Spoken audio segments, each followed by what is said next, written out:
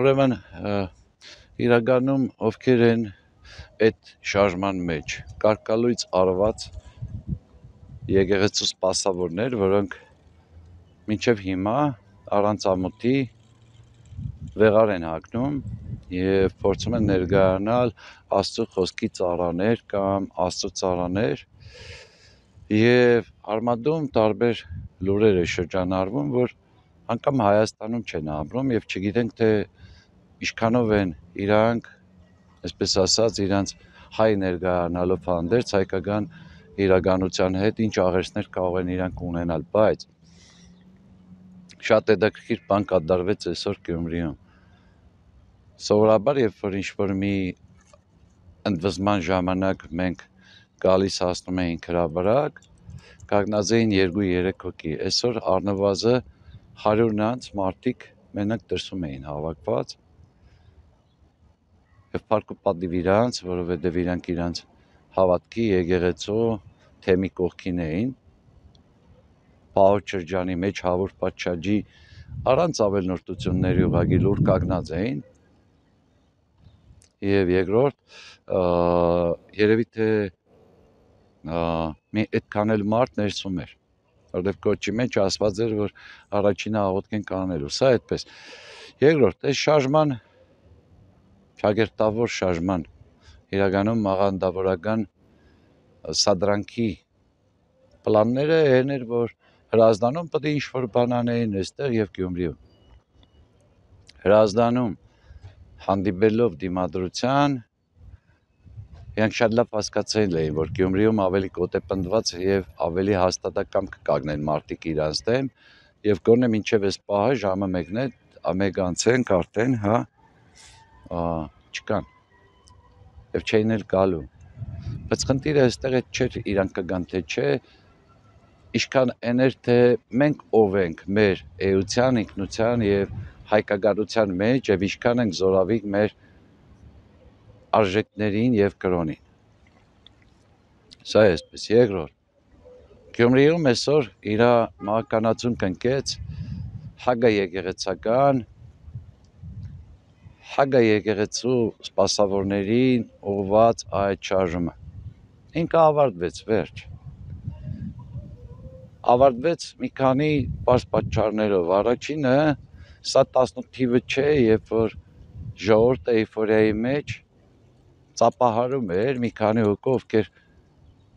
վեհապար հայրապետի դեմ էին կտրում կամ փորձում էին ինչ-որ բաներ անել։ Սա 18 թիվը չէ, սա 24 թիվն է։ Սա Թավշյա հեղափոխություն ասածի տարերքների, հուզումների եւ բռնկումների թիվը չէր։ Երկրորդ,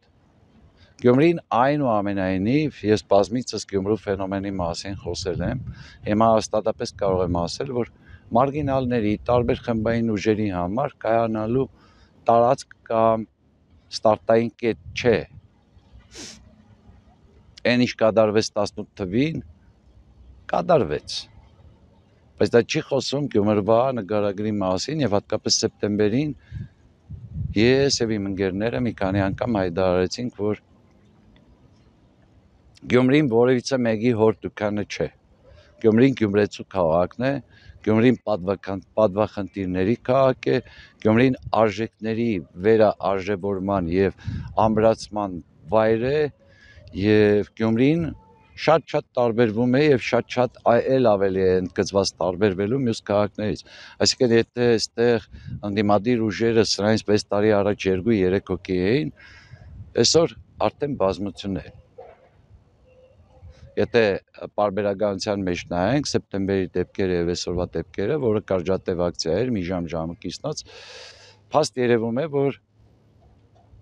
այդ ընդվզող գաղափարապես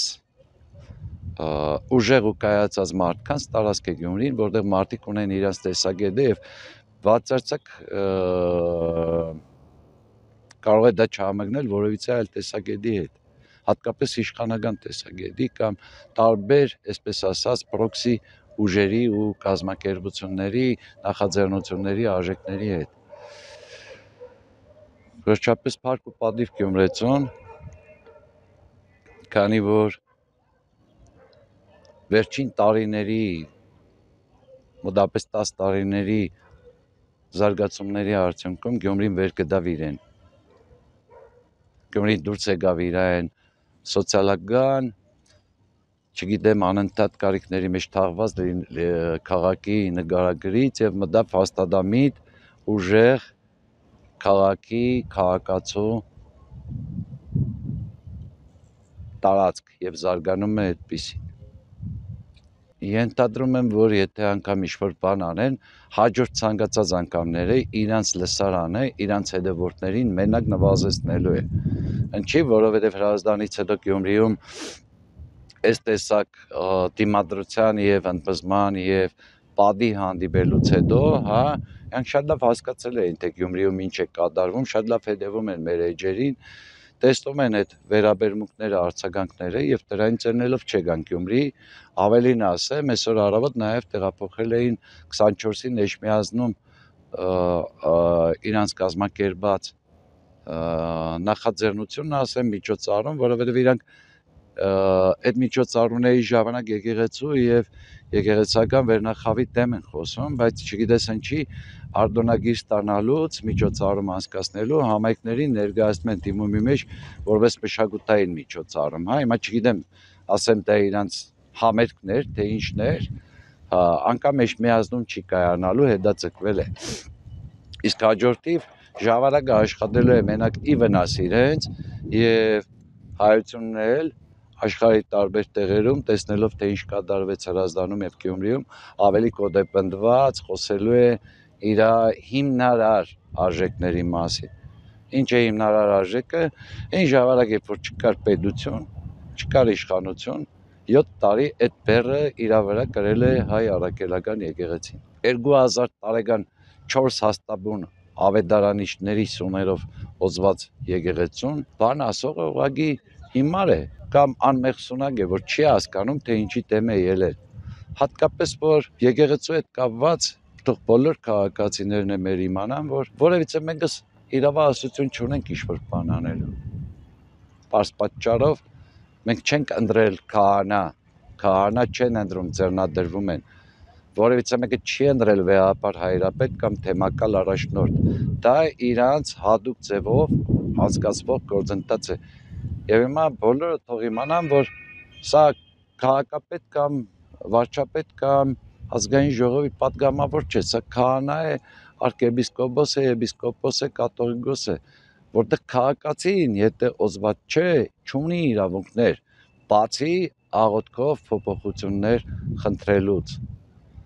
Սա քաղաքացիական, աշխարհական խնդիր չէ, սա եկեղեցական, նվիրապետական հարց է, որտեղ մենք սոսկ աղոթողներ ենք։ Իսկ այդ մարդիկը խիստ կասկածում են, որ տարվա մեջ տաղավար տոներին հավատամք ասում են եկեղեցում։ Խիստ կասկածում են, որ չգիտեմ, համարժեք են եկեղեցու պահանջներին իրապես հավատացյալ հոդի հանդեպ կամ եթե այդպես են չեն կարկալույց, չեն դուրս հանվել եկեղեցուց։ Սա է, ու այս մարդիկը ոչ թե կարող է կամ հնարավորություն կունենան, թե ոչ միանշանակ այլևս սախողված են նմանատիպ ձեռնարկները, կորն է մոտ տեսանելի ապագայում Հայաստանում եւ ինչ էլ որ անեն, ընդամենը կլինի անել անելու համար կամ այն որ ասում են խճորնել խանչալ ունի, սենց մի բան էլի, մի բան անենք, մենակ թե անենք տարբերակով։